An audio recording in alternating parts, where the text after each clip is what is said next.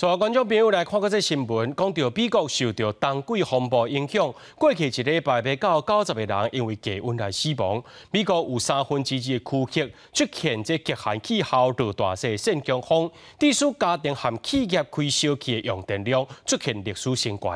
另外，伫欧洲也受到伊莎风暴的强风大雨吞踏，爱尔兰的这个杜柏林机场呢有上百班飞行机班因为天气就来取消。 见到周围堆满用要一个人悬的雪，拢是好清除了后，暂时放做一堆积雪。受到极地寒流影响，美国印第安纳州的密西根市落大雪，积雪量达到将近90公分，和市府宣布正日落雪紧急状态。民众为着堵雪，几日天无法度困得好。 It's everywhere. People are blocked in. Can I say crazy, but with the capitals?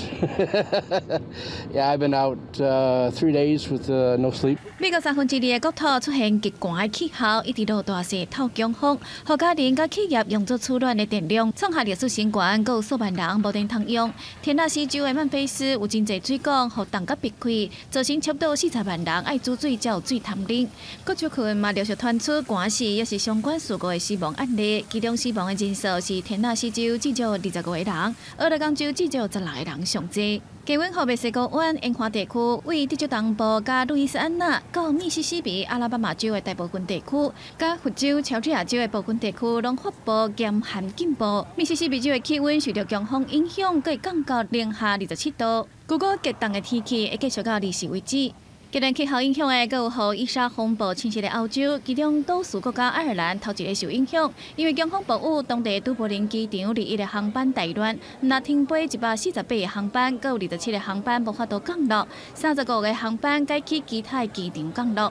英国嘛受到风暴影响，到伦敦到约克机场的航班，透风雨平安降落的时阵，引起乘客欢呼。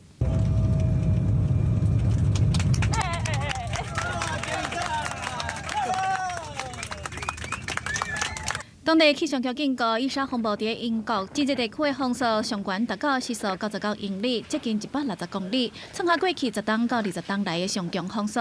包括苏格兰、北爱尔兰真济地区拢发布强风黄色预警，不过已经一步影响航空、铁轨路甲道路的状况。国际新闻台是董炳耀。